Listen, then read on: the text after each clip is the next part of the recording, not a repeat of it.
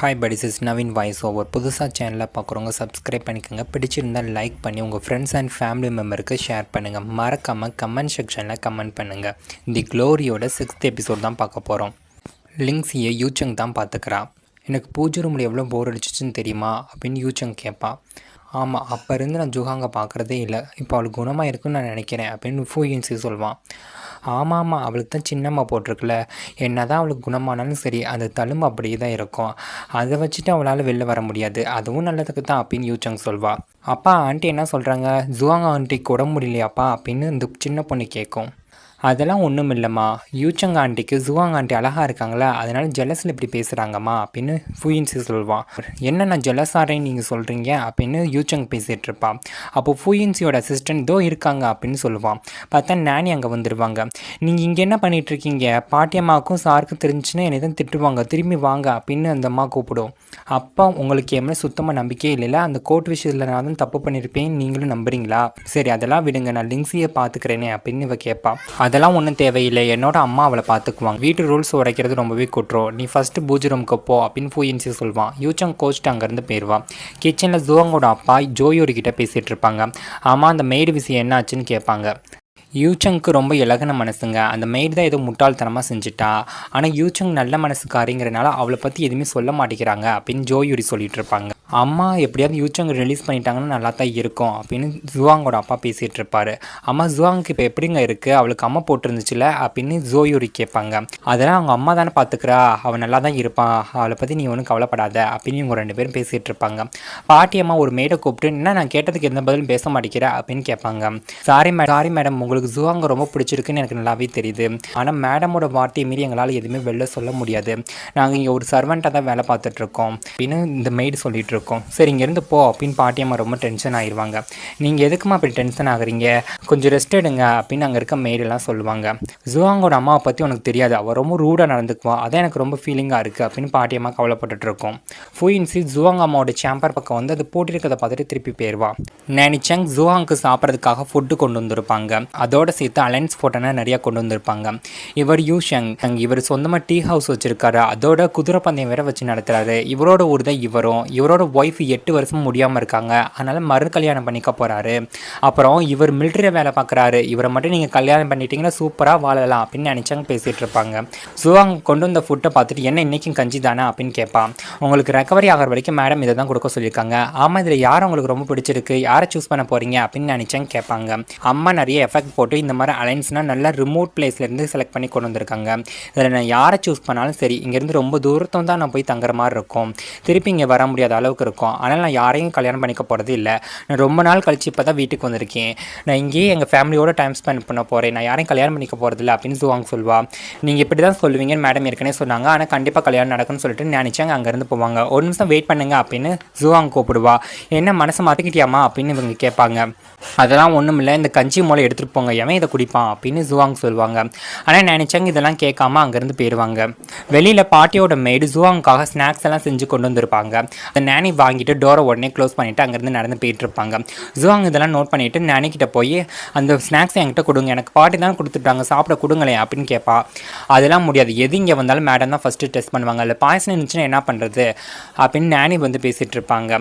அதெல்லாம் முடியாது, என்கிட்ட கொடுங்கன்னு ஜுவாங் கேட்பாங்க. அதெல்லாம் தர முடியாதுன்னு நினச்சாங்க வந்து சொல்லிட்டு இருப்பாங்க. நானி ஜுவாங்கும் இந்த மாதிரி மல்லு கட்டிட்டு இருக்கிறது எல்லாத்தையும் ஜுவாங்கோட அம்மா மேலேருந்து பார்த்துட்டு இருப்பாங்க. அடடே வந்து கொஞ்ச நாள் தான் ஆச்சு, அதுக்குள்ளேயும் சர்வெண்ட் கூட சண்டை போட ஆரம்பிச்சிட்டே, நீ என்ன பொண்ணு நீ அப்படின்னு ஜுவாங்கோட அம்மா திட்டுவாங்க. நானி அந்த ஃபுட்டெல்லாம் கொண்டு போய் ஜுவாங்கோட அம்மா கிட்ட காமிச்சிட்டு இருப்பாங்க. நீங்கள் எனக்கு ஒரு பவுல் கஞ்சி தான் தரீங்க, அது என்னோட வயிற்றுக்கு போத மாட்டேங்குது, எனக்கு ரொம்ப பசிக்குது, அந்த ஸ்நாக்ஸாவது எனக்கு சாப்பிட கொடுக்கலாம்ல அப்படின்னு ஜுவாங் கேட்பான். அதான் உனக்கு கல்யாணம் பண்ணிட்டு போன்னு சொல்கிறேன், நீ தான் பண்ணிக்க மாட்டேங்கிறியே, நீ உன்னோட புருஷ வீட்டுக்கு போனால் நேரத்துக்கு நல்லா சாப்பிடலாம், உனக்கு பிடிச்சதெல்லாம் செய்யலாம், என்னோட டார்ச்சரும் உனக்கு இருக்காதுல்ல அப்படின்னு சொல்லிட்டு ஜுவாங்கோட அம்மா அங்கே இருக்கக்கூடிய ஸ்வீட் எல்லாம் பிச்சு மீனுக்கு போட்டுட்டு இருப்பாங்க. ஜோ அம்மா எனக்காக அலைன்ஸ் எல்லாம் நல்லா செலக்ட் பண்ணி கொண்டு வந்தாங்க, ஆனால் அதுலேயும் நீங்கள் நல்லா ஃபில்டர் பண்ணி யாருன்னா நல்ல ரிமோட் பிளேஸில் இருக்காங்களோ அவங்களா பார்த்து எனக்கு அனுப்பி வச்சிருக்கீங்க. இதில் நான் யாரை கல்யாணம் பண்ணிட்டு போனாலும் சரி, மறுபடியும் அவங்கள வந்து மீட் பண்ணவே முடியாது, என்னால் இந்த கல்யாணம்லாம் பண்ணிக்க முடியாது, நீங்கள் ஏன் இந்த மாதிரி என்கிட்ட நடந்துக்கிறீங்க அப்படின்னு ஜுவாங் கேட்பா. நீ என்ன தான் இங்கே கத்தி கூப்பாடு போட்டாலும் சரி, இந்த வீட்டில் இருக்க யாருமே நீ என்ன சொல்கிறேன்னு கேட்க மாட்டாங்க, உனக்கு சப்போர்ட்டுக்கு வந்து நிற்க மாட்டாங்க, உனக்கு பாதுகாப்பாக இருக்க மாட்டாங்க. இதுதான் விதி, நீ அப்செட் பண்ணிக்கிட்டு தான் ஆகணும் அப்படின்னு ஜுவாங்கோட அம்மா சொல்லுவாங்க. என்னது விதியா? நான் இன்னே டாங்ஸோல் இறந்துருந்தேன் எத்தனை வருஷம் நான் இருக்கும் தெரியுமா அப்படின்னு ஜுவாங் கேட்பான். ஏன்னா என் மேலே பழி போடுறியா அப்படின்னு ஜுவாங்கோட அம்மா கேட்பாங்க. ஏன் பழி போடக்கூடாது? நீங்கள் தானே என்னை பெற்றீங்க, அதனால தான் நான் கேள்வி கேட்குறேன், இல்லைன்னா நான் கேள்வி கேட்க மாட்டேன். நான் பிறந்த உடனே உங்களோட கால்கள் வந்து செயலிழந்து போச்சு, அதுக்கு நான் என்ன செய்ய முடியும்? ஆனால் நான் டாங்ஸோல் இருந்தப்ப அப்பாவாவது எனக்கு கொஞ்சம் கொஞ்சம் காசு ஃபுட்டெல்லாம் அனுப்பி அவரோட அன்பை காமிச்சிட்டு இருந்தார். ஆனால் நீங்கள் என்ன எனக்காக செஞ்சுருக்கீங்க அப்படின்னு ஜுவாங் ரொம்ப ஹார்ஷாக பேசுவா. ஓ, அப்போ நீ அப்பா பிள்ளை ஆகிட்டல, இன்னிலேருந்து உனக்கு எனக்கு இடையில இருக்கக்கூடிய உறவு முடிஞ்சு போச்சு, இவளை கொண்டு போய் ரூமில் போய் அடைச்சி வைங்க, இவளுக்கு கல்யாணம் ஆகிற வரைக்கும் அந்த ரூம்லேயே கிடக்கட்டும் அப்படின்னு ஜுவாங்கோட அம்மா சொல்லிடுவாங்க. உடனே ஜுவாங்க அங்கே இருக்கக்கூடிய மேட்ஸ்லாம் கூட்டிகிட்டு போயிட்டு இருப்பாங்க. ஜுவாங் ரொம்ப வருத்தப்பட்டு இருப்பான். அவங்க அம்மாவும் கொஞ்சம் ஃபீல் பண்ணுவாங்க. ஜுவாங் கொண்டு போய் ரூம்குள்ளே போட்டு அவங்களோட கதவு ஜன்னல் எல்லாத்தையும் நல்லா போட்டுருவாங்க. ஜுவாங்கோட அம்மா அந்த ஸ்வீட்டையே பார்த்து ஃபீல் பண்ணிட்டு இருப்பாங்க. அப்போ ஒரு சீனை காட்டுறாங்க. ஜுவாங்கோட அம்மா ஒரு ஸ்டீல் பெண்டன்ட்டில் ஒரு எழுதி வச்சுருப்பாங்க. அமைதி மற்றும் பாதுகாப்பு, இது ரெண்டுமே என்னோட பொண்ணு ஜுவாங் தங்கத்துக்கு வேணும் அப்படின்னு எழுதியிருப்பாங்க. ப்ரெசென்ட்ல நீ எப்பவுமே நல்ல சந்தோஷமா நல்ல அமைதியாக வாழணுமா, அதாம்மா எனக்கு வேணும் அப்படின்னு ஜுவாங்கோட அம்மா வாய்ஸ் கேட்கும். ஃபோயின்சியோட ஆஃபீஸை தான் கட்டுறாங்க. என்னது யூவானா அப்படின்னு ஃபோயின்சி கேட்பான். ஆமாம் சார், அவன் பேதாஃபு கேஸில் வந்து முன்னாடி இன்வெஸ்டிகேஷன் பண்ணிட்டு இருந்திருக்கான். அப்புறம் அந்த பேதாஃபு அடாப்ட் பண்ணி வச்சுருந்தானே அந்த பையன், அவனை பற்றி வேறு சீக்கிரட்டை விசாரிச்சுட்டு இருந்தான் சார் அப்படின்னு இந்த அசிஸ்டன்ட் சொல்லுவான். அப்புறம் ஏன் அவன் இந்த ஜுவாங்காங் கேஸில் இன்வால்வ் ஆகாமல் இருக்கான், ஒன்றும் புரியலையே அப்படின்னு ஃபூயின்சி கேட்பான். ஆமாம் சார், எனக்கு அதான் கொஞ்சம் டவுட்டாக இருக்குது. அதோட சார் இன்றைக்கி ஒரு ரெஸ்டாரண்ட்டில் அவர் இந்தியானை சேர்ந்த ஆட்களை மீட் பண்ணுறதா கேள்விப்பட்டேன்னு இந்த அசிஸ்டன்ட் சொல்லுவான். சரி, நீ அப்போ ஒன்று பண்ணு, ஜியாங்கிட்ட சொல்லி ஹாங்வான் காலோட செகண்ட் ஃப்ளோரில் வந்து பார்த்துக்க சொல்லு அப்படின்னு ஃபூயின்சி பேசிகிட்டு இருப்பான். இந்த சைடு அந்த ரெஸ்டாரண்ட்டை தான் காட்டுறாங்க. யுவான் அந்த ஈயான் ஆட்களை மீட் பண்ணுறதுக்காக அங்கே வந்திருந்திருப்பாரு. கவர்மெண்ட் இந்த கேஸை வந்து என்கிட்ட ஒப்படைச்சிருக்காங்க. எனக்கு பொருளாதாரத்தில் அந்த அளவுக்கு ஈடுபாடு கிடையாது, ஆனால் உங்களுக்கு வியாபாரிகளோட நிறைய தொடர்பு இருக்குது, அதனால இந்த கேஸில் நீங்கள் தான் கொஞ்சம் விசாரித்து சொல்ல வேண்டியது இருக்கும், எனக்கு ஹெல்ப் பண்ணுறீங்களா அப்படின்னு இவர் கேட்பாரு. சாரி என்னால் ஹெல்ப் பண்ண முடியாது, இந்த கேபிட்டலில் யாரோ ஒருத்தவங்க கமெண்ட் பண்ணால் அந்த கமெண்ட்டுக்கு அவ்வளோ பவர் இருக்கான், அப்புறம் அவர் அப்படின்னு இழுப்பாங்களாம். என்ன பேதாபுவை பற்றி சொல்கிறீங்களான்னு யுவான் கேட்பான். சார், சத்தமான அந்த பேரை சொல்லாதீங்க சார், போலீஸ் யார் காதலையில் விழுந்துச்சுன்னா அவ்வளோதான். அப்புறம் சார், எனக்கு வீட்டில் வேலை இருக்குது, நான் கொஞ்சம் கிளம்புறேன் அப்படின்னு சொல்லிட்டு ஒருத்தன் போயிடுவான். சார், ஆஃபீஸில் என்னை தேடுவாங்கன்னு சொல்லிட்டு இன்னொருத்தன் அங்கேருந்து கிளம்பிடுவான். யுவானுக்கு கொஞ்சம் அப்செட் ஆயிரும், என்னடா அப்படி பிச்சுக்கிட்டு போயிட்டாங்கன்னு. இது எல்லாத்தையும் ஃபூயின்சியும் அவனோட அசிஸ்டண்ட்டும் கேட்டுட்டு இருப்பாங்க. நீ என்ன பண்ண, இந்த யுவான் மேலே ஒரு கண்ணை வச்சுக்கோ அப்படின்னு ஃபூயின்சி தன்னோட அசிஸ்டண்ட்டை சொல்லிட்டு இருப்பான். ஜோஹாங் தன்னோட காலில் அந்த மணி லாக் இருக்கும்ல, அதை ஹேர்பினை வச்சு ஓப்பன் பண்ணிட்டு இருப்பான். அப்போ அவளுக்கு டோர் லாக்கை ஓப்பன் பண்ணுற மாதிரி சவுண்டு கேட்கும். பார்த்தா வெளியில் நம்ம நானி டோரை ஓப்பன் பண்ணிட்டு இருப்பாங்க.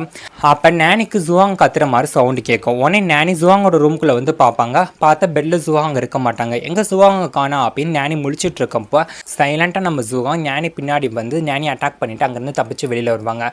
சரி, மெயின் டோர் வழியாக தப்பிச்சு போகலான்னு கிட்ட வரும்போது யாரோ நடந்து வர மாதிரி ஜுவாங்க்கு சவுண்டு கேட்கும். உடனே ஜுவாங் அங்கேருந்து போய் மறைஞ்சிக்குவாங்க. கடைசியில் பார்த்தா அங்கே வந்தது யுவான் தான். யுவானை பார்த்தோன்னே ஜுவாங்க்கு ரொம்ப ஷாக்காக இருக்கும். இனிமேல் நம்ம லெட்டர் மூலமாகவே கம்யூனிகேட் பண்ணிக்கலாமா அப்படின்னு யுவான் கேட்பான்.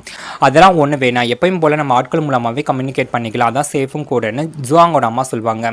அப்புறம் வந்து கேபிட்டலில் பேதாப்போ அடாப்ட் பண்ணான அந்த பையனை பற்றி தான் பேச்சு போயிட்டு இருக்கு அப்படின்னு யுவான்னு ஜுவாங்கோட அம்மாவும் பேசிகிட்டு இருப்பாங்க. இப்படி இவங்க ரெண்டு பேரும் பேசிகிட்டு இருக்க எல்லாத்துமே ஜுவாங்கோட அம்மாவுக்கு ரூமுக்கு வெளியில் இருந்து ஜுவாங் எல்லாத்தையும் கேட்டுட்டு இருப்பான்.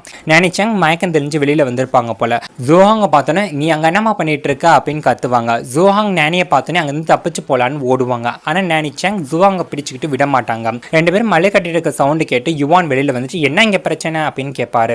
அப்போ ஜுவாங்கோட அம்மாவும் வெளியில் வந்துருவாங்க. யுவான் நீ ரூம்குள்ளே போ, நான் பார்த்துக்கிறேன்னு சொல்லிட்டு யுவான் அங்கேருந்து உள்ளே அனுப்பி வச்சிருவாங்க. நீ என்ன கேட்ட அப்படின்னு ஜுவாங்கோட அம்மா கேட்பாங்க. என்னத்தை கேட்கணும், எல்லாத்தையும் தான் கேட்டேன், இந்த நைட்டில் ஆம்பளை கூட உங்களுக்கு என்ன வேலை, நான் என்னத்தை இதில் கேட்க இருக்கு அப்படின்னு ஜுவாங் ரொம்ப ஹார்ஷாக பேசுவா. நீ பட்டிக்காட்டில் இருந்தனால இந்த மாதிரி பட்டிக்காட்டுத்தனமாக பேசுகிறல்ல, உனக்கு அந்த மிலிட்டரிக்காரன் தான் சரியா இருப்பான், இவளை போய் ரூமில் போட்டு லாக் பண்ணி வைங்க, கல்யாணம் ஆகிற வரைக்கும் அவர் ரூம்குள்ளே கிடக்கட்டும், நான் சொல்லாமல் யார் இவளை திறந்து விடக்கூடாது அப்படின்னு ஜுவாங் ஒரு அம்மா திட்டிட்டு இருப்பாங்க. நானா கல்யாணம்னா ஒன்று பண்ணிக்க முடியாது அப்படின்னு ஜுவாங் சொல்வா. அதெல்லாம் நீ சொல்லக்கூடாதுடி அப்படின்னு ஜுவாங்கோட அம்மா ஆர்கியூ பண்ணிட்டு இருப்பாங்க. அப்பான்னு பார்த்து ஃபூயின்ஸ் அவனோட ஆட்கள்லாம் கூட்டிட்டு அங்கே வந்துருவான். ஃபூயின்ஸ் இந்த லைட்டில் லேடிஸோட சாம்பிள் உனக்கு என்ன வேலை அப்படின்னு ஜுவாங்கோட அம்மா கேட்பாங்க. நான் ஒன்றும் உங்கள் வீட்டு மருமக, நான் ஒன்றும் இங்கே வர கிடையாது, வைஸ் மினிஸ்டர் அப்படிங்கிற ஒரு அஃபிஷியல் போஸ்ட்டில் இருக்க அதிகாரியாக தான் இங்கே வந்திருக்கேன். தாங்ஸோ கேஸில் ஜூஹாங் தான் ஒரே ஐ விட்னஸ், அவகிட்ட நான் கொஞ்சம் இன்வெஸ்டிகேஷன் பண்ண வேண்டியது இருக்குது, ரொம்ப எமர்ஜென்சியான சுச்சுவேஷன் அப்படின்னு ஃபூயின்சி சொல்வான். அப்படி என்னென்ன எவிடன்ஸ் வச்சுருக்கேன்னு ஜூஹாங்கோட அம்மா கேட்பாங்க. அதெல்லாம் உங்கள்கிட்ட சொல்ல வேண்டிய தேவையில்லை, ஜூஹாங் மூலம் இங்கேருந்து கூட்டிகிட்டு போங்க அப்படின்னு ஃபூயின்சி சொல்வான். ஃபூயின்சியோட ஆட்கள் ஜூஹாங் அங்கேருந்து கூட்டிகிட்டு போவாங்க. அப்புறம் தாங்ஸோட கேஸ் முடிகிற வரைக்கும் ஜூஹாங் கேபிட்டல் விட்டு வெளில போகக்கூடாது, நீங்கள் கோஆப்ரேட் பண்ணுவீங்க நான் நம்புறேன்னு சொல்லிட்டு ஃபூயின்சி அங்கேருந்து போயிடுவான். ஜூஹாங்கோட அம்மாவுக்கு கொஞ்சம் கடுப்பாக இருக்கும். ஜூஹாங்கை ஃபூயின்சி ஜெயிலுக்கு கூட்டிகிட்டு வருவான். அங்கே இருக்கக்கூடிய அக்யூஸ்ட் எல்லாத்தையும் போட்டு டார்ச்சர் பண்ணிட்டு இருப்பாங்க. இது எல்லாத்தையும் நம்ம ஜூஹாங் வேடிக்கை பார்த்துட்டே வருவா. ஜூஹாங் சாப்பிட்றதுக்காக டின்னர்னா ஃபூயின்சி ஏற்பாடு பண்ணியிருப்பான் போல. வா சாப்பிடு அப்படின்னு ஃபூயின்சி சொல்லுவான். என்னடா என்னை பயமுறுத்தலான்னு பார்க்குறியா அப்படின்னு ஜூஹாங் கேட்பா. பொதுவாக பொண்ணுங்கன்னா ஜெயிலை பார்த்தாலே பயப்படுவாங்க. மூஃபங் மாதிரி பையங்க கூட ஃபஸ்ட் டைம் ஜெயிலுக்கு வந்தப்போ பிளட்டை பார்த்து மயக்கம் போட்டானா பார்த்துக்கவே. ஆனால் நீ இப்படி பதில் சொல்வேன்னு நான் கொஞ்சம் கூட எக்ஸ்பெக்ட் பண்ணவே இல்லை. ஏன் இதெல்லாம் சாப்பிடாம அப்படியே வச்சிருக்க, உனக்கு பிடிக்கலையா அப்படின்னு ஃபூயின்சி கேட்பான். அதெல்லாம் ஒன்றுமே இல்லையே, இங்கே இருக்க ஒவ்வொரு ஃபுட்டும் என்னோட ஃபேவரட்டாக தான் இருக்குது. ஆமாம், ஏன் இப்படி எல்லாத்தையும் பார்த்து ரெடி பண்ணியிருக்கேன், என்ன காரணம் அப்படின்னு ஜூஹாங் கேட்பான். அது என்னோட ஹேபிட் அப்படின்னு ஃபூயின்சி சொல்லுவான். ஹேபிட்டா, என்னடா சொல்ல வர, அடுத்தவங்களுக்கு என்னென்ன பிடிக்குன்னு தெரிஞ்சுக்கிறதா அப்படின்னு ஜூஹாங் கேட்பான். நான் அதில் பாய்சன் தான் கலந்து வச்சிருக்கேன், தைரியமாக சாப்பிடு அப்படின்னு சொல்லுவான். உடனே ஜூஹாங் அங்கே இருக்க எல்லா ஃபுட்டையும் வேகமாக எடுத்து சாப்பிட்டுட்டு இருப்பாங்க. இது எல்லாத்தையும் ஃபூயின்சி பார்த்துட்டு, என்ன நான் உண்மையிலே இது பாய்சன் வச்சுருந்தா நீ என்ன பண்ணியிருப்ப, பயப்படாமல் சாப்பிட்டுட்டு இருக்க அப்படின்னு ஃபூயின்சி கேட்பான். நீ தான் என்னோட அம்மா கிட்ட இருந்து எனக்கு கஷ்டப்பட்டு காப்பாற்றி கூப்பிட்டு வந்திருக்க, அப்புறம் இருக்கப்ப நீ எப்படிதான் எனக்கு பாய்சன் வச்சிருப்ப அப்படின்னு ஜூஹாங் கேட்பாங்க. நான் ஒன்றும் உன்னை காப்பாற்றி கூப்பிட்டு வர கிடையாது, உன்னை விசாரிக்கிறதுக்காக தான் இங்கே கூட்டிகிட்டு வந்தேன் அப்படின்னு சொல்வான். என்னடா சொல்ல வர அப்படின்னு ஜூஹாங் கேட்பா. உன்னோட அம்மாவும் அந்த யுவானு என்ன பேசிட்டு இருந்தாங்க சொல்லு அப்படின்னு ஃபூயின்சி கேட்பான். அதை தெரிஞ்சுக்கிட்டு நீ என்னடா செய்ய போற அப்படின்னு ஜூஹாங் கேட்பா. அதெல்லாம் உனக்கு தேவையில்லை, அது கேட்ட கொஸ்டினுக்கு ஆன்சர் பண்ணு அப்படின்னு ஃபூயின்சி கேட்பான். தூரத்தில் இருந்தேன்னா அதனால் ஒன்றுமே கேட்கல, ஒரு சில கவிதை வரிகள் தான் கேட்டுச்சு, அதுவும் ரொம்ப அர்த்த பழசுடா, அதெல்லாம் உனக்கு சொன்னாலும் புரியாது அப்படின்னு ஜூஹாங் சொல்வா. உன்னை என்னால் டார்ச்சர் பண்ணக்கூட முடியும் அப்படின்னு ஃபூயின்சி மிரட்டுவானா. போடாட்டே போடாங்கிற மாதிரி ஜூஹாங் உட்காந்துருப்பா. உனக்கு உன்னோட அம்மா அப்பா அப்புறம் அந்த யுவான் இவங்க 3 பேருக்கு இடையில என்ன லிங்க்னு தெரிஞ்சுக்க வேணாமா அப்படின்னு ஃபூயின்சி கேட்பான். என்னடா சொல்ல வர, என்னடா லிங்க் அப்படின்னு இவ கேட்பான். அது ஒரு பழைய கதை, உன்னோட தாத்தா ஹேனில் அகாடமியோட பழைய ஸ்டூடெண்ட்டாக இருந்தார், அவர் தான் அந்த காலத்தில் ஹேனில் அகாடமியோட சீஃபாக இருந்திருக்காரு. உன்னோட அப்பா யுவான் இவங்க 2 பேருமே உன்னோட தாத்தாவோட ஸ்டூடெண்ட்டாக இருந்தாங்க. உங்கள் அம்மா இருந்தாங்களே அவங்க ரொம்ப அழகாக இருப்பாங்க, அவங்க யுவானை லவ் பண்ணிட்டு இருந்தாங்க. ஒரு நாள் என்னன்னு தெரியல, உன்னோட அம்மாவோட வீட்டில் ஏதோ ஒரு அசம்பாவிதம் நடந்து போயிடுச்சு, வீடே களைச்சி போட்ட மாதிரி இருந்துச்சு. அப்பன்னு பார்த்து யுவான் ஏதோ ஒரு அஃபிஷியல் ஒர்க் இருக்குன்னு சொல்லிட்டு அங்கேருந்து வெளியூருக்கு போயிட்டான். அவன் வரதுக்கு ரொம்ப லேட் ஆயிடுச்சா, அதனால உன்னோட அப்பாவும் அம்மாவும் கல்யாணம் பண்ணிக்கிட்டாங்க. கரெக்டா உன்னோட அப்பா அம்மா கல்யாண நாள் அப்பதான் யுவான் ரிட்டர்ன் ஆகுறாரு. உங்க அப்பா அம்மா கல்யாண கோலத்தில் இருக்கிறத பார்த்துட்டு யுவானுக்கு ரொம்ப ஷாக்கு, அப்படியே மனசு விட்டு போயிருது.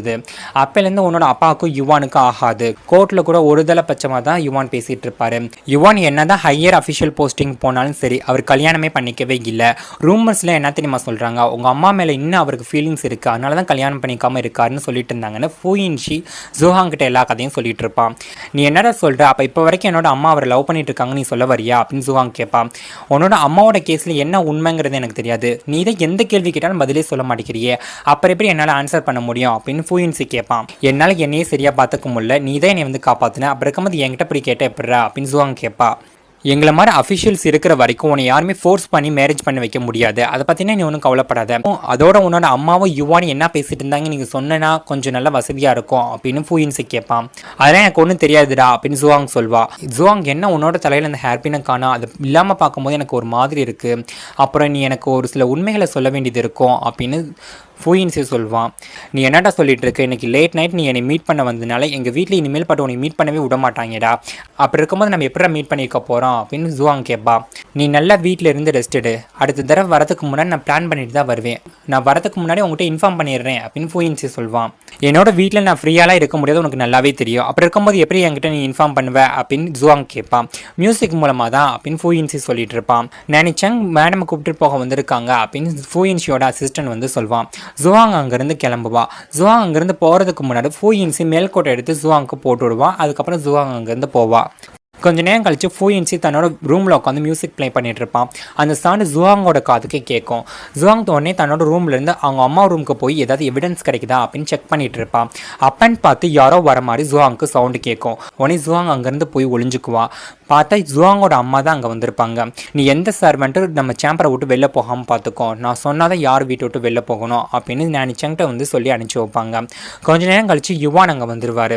அப்படி என்ன அர்ஜென்ட்டான விஷயம்னு சொல்லிட்டு இந்த லேட் நைட்டில் இங்கே வந்திருக்கா, யாரா பார்த்தா இவ்வளோ டேஞ்சர் உனக்கு தெரியாதா அப்படின்னு ஜுவாங்கோட அம்மா சத்தம் போடுவாங்க. இதை பாரு அப்படின்னு ஜுவாங்கோட அம்மா கிட்ட யுவான் ஒரு லெட்டரை கொடுப்பாரு.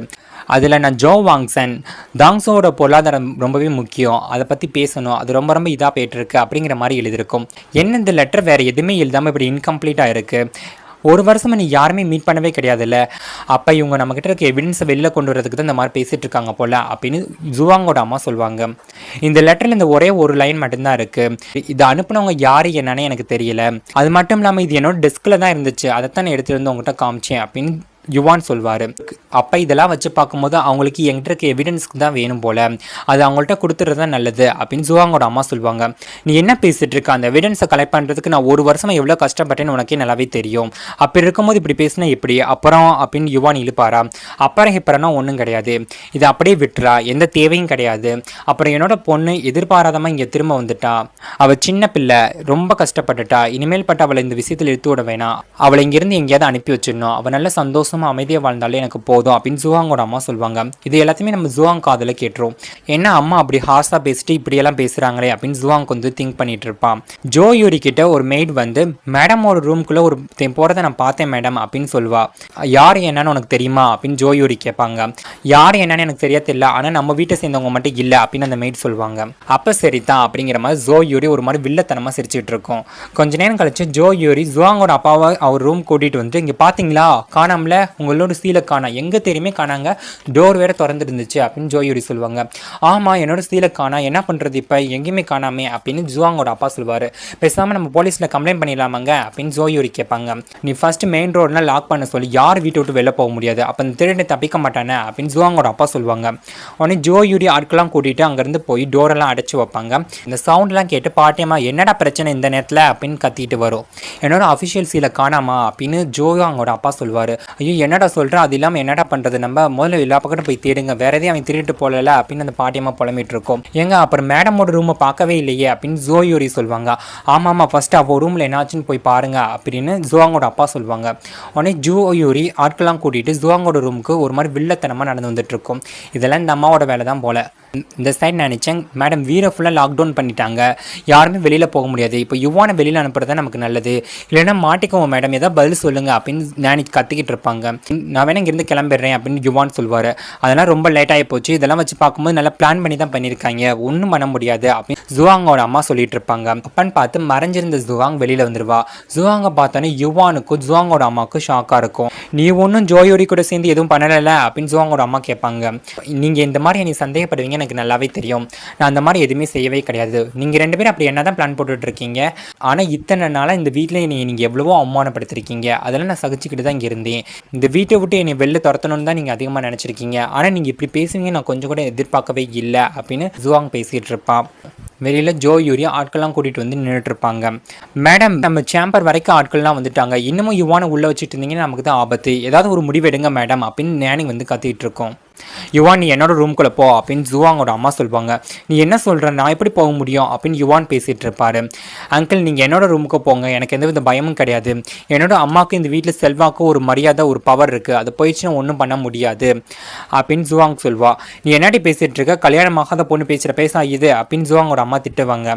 ரூமர்ஸ்லாம் என்னை பேய் பிசாசு அதிர்ஷ்ட கெட்டவன் தானே சொல்கிறாங்க, அதனால் இவர் என்னோட ரூமில் இருந்தால் யாரும் எதுவும் பெருசாக சொல்லிட போகிறது ஒன்றும் கிடையாது, உங்கள் ரெண்டு பேர்த்துக்கு இடையில ஏதோ ஒரு சீக்ரெட் எனக்கு நல்லாவே தெரியும், அதை நான் யார்ட்டுமே வெளியில் சொல்ல மாட்டேன், நீங்கள் ஒன்றும் கவலைப்படாதீங்க அங்கிள், நீங்கள் என்னோட ரூமுக்கு வாங்கன்னு சொல்லிட்டு ஜுவாங் அங்கேருந்து போவா.